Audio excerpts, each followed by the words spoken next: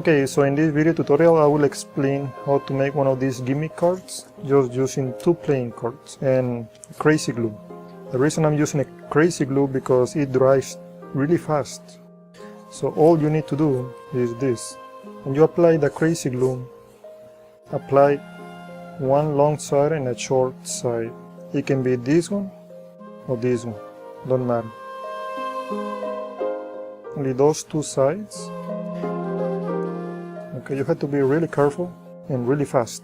As soon as you put this other one right above, you have about 2 seconds to completely square the other card right above. Okay, so now I'm gonna use the Eisenhower dollar because this is thicker. What matters here is the thickness. It is much thicker than the $1/2 because I'm gonna build this gimmick for a $1/2. You can use any other coin denomination. In this case, I'm just using the Canadian $1/2 because it is the right size and it doesn't create a lot of gap in between 2 cards. I'll show you what I mean. But I need to use the Eisenhower dollar coin because it is thicker, so I need a big gap. I'm just going to place half of the coin. I will apply the crazy glue once again in this edge and let it dry for at least 2 minutes, and that's it. You already have the gap right there. That's how you create this gimmick card. Now if you have any excess, make sure there is no excess going off because of the bending. You may have a little bit more of the card right below, so you have any, just cut it. Make sure both cards are perfectly square, and because of it, now the Canadian $1/2 coin can fit really easily into the gimmick card. Now the reason I use the Eisenhower dollar, obviously, so the gap is a bit bigger over here. As you notice, I use the same coin, and when I perform the routine, I mean, it fits right there, but in the routine I struggle a lot to put the coin right inside the gimmick card. And over here, because I use the Eisenhower dollar coin, it provides a wider opening so the Canadian fits easily for a performance. Now let's see the routine. Okay, so I will start explaining the way magicians typically do this performance, then I will explain the way I actually did it, because the way I did it is a bit trickier, but it's not a big deal. You have 4 coins, 1 inside the gimmick card and 3 right there. Now what magicians usually do, when they have these 2 cards right here, the opening is pointing to this hand, but they show this hand empty, they show this other one empty. And that tossing action, the coin get off the gimmick card. Now notice the gimmick card is always under the single card, so this single card is always behind the gimmick. And when I toss these 2 cards with the purpose of showing my hands empty, I already unload this coin under the single one. Okay, so these coins are right there in the side, and they load this coin right inside this gimmick card. Okay, just push little slightly right here so the other end may lift, and when you put it right there, that's already hide it. Over here you have the coin. Now the way you pick them up, the card in the right side you pick it up with the left hand, and the card in the left side you pick it up with the right hand. That's the way you do it. Then this single card always go behind the gimmick one, then you show this hand again empty, and then this other one empty. In that tossing action, that provides a little shake for a coin to get off the gimmick card. Okay, so you just put the single card with the coin right below over here, and then you do the second vanish. You push over here a little slightly, so you may load the coin inside the gimmick card. Then again you pick it up, the card in the right side with the left hand, and the card in the left side with the right hand, and that's it. Again you show this hand empty, and my other hand I show it empty as well. I already load the coin under the single card for a final transposition, basically. That's it. So that's the basic routine most magicians do. Now the way I did it in the performance is a little trickier, not a big deal. But notice in the performance what I have is the coins in this position. I'll show you why in a minute. Then instead of using the tossing action to get the coin off the gimmick card, in this case let's assume you have both cards face up or face down, but for this instance I will show you the example with the card face up.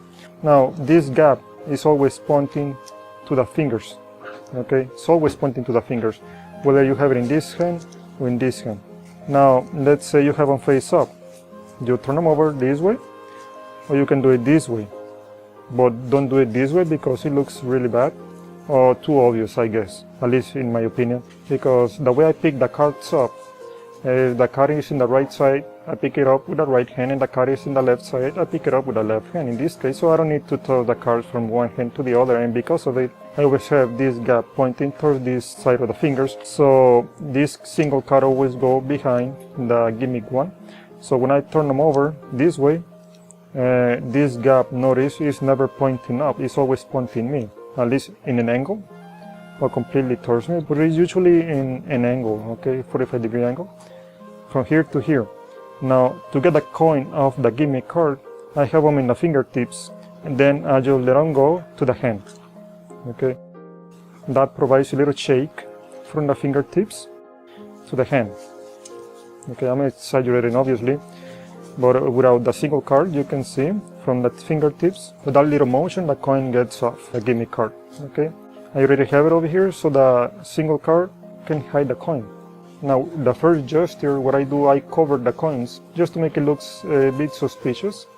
But I push over here a little slightly on the cover, so it may get into the gimmick card, into the pocket, okay. So I do any gesture, and then I produce the coin this way, alright. So again, in this case, I always pick up the cards from the same hand. Right card with the right hand, left card with the left hand. Again, in case you have these two cards face down, let's say, I'm gonna turn them over the same way, but in this case I'm doing a 360-degree spin. I have them face down this way, I have them face down as well, but I have the coin unloaded. This way is a bit trickier because you have to trust that the coin is getting off the gimmick card without even feeling the coin. So that's a bit trickier because you are not touching the coin. So you have to trust that the coin is getting off the gimmick card. The nice thing when the cards are face up, you can just do 180-degree spin, and right there you can feel the coin and load it right below the single card. Then for a second vanish or transposition, what I do is kind of similar than the first one. I just slide them up, and one of the coins appear right in this other side. Now notice this single card must mimic the shape of the gimmick card. Just by bending a little slightly, you can create a similar shape going up, except when they are face up. In case you have the card face down, you have to do, like I say, 360-degree spin. The coin, I know, is almost out because I can feel it in the tips of the fingers. So I just leave right there. This single card, the edge is touching the surface, so I just remove the gimmick card, trusting that the coin is already unloaded right below the single card.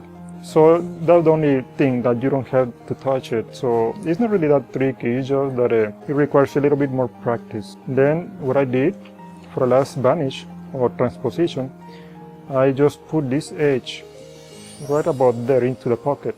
So as soon as I have it right there, I remove my thumb and put it down here. Then I'm gonna scoop this coin this way. I mean, I'm gonna obviously do the same gesture with both cards at the same time, but you need to be a bit faster. And that's it for the last vanish. Now, you think this last vanish looks too obvious, the scooping motion looks too obvious, you can use any other variation you like. And when you put them on a table, don't drop them, because this card is obviously much heavier than the single one. And when you show them face down, because when you show them face up, this card is also a little slightly bent up, contrary to this single card, which is bending down. But that's the main principle, so I hope you like it.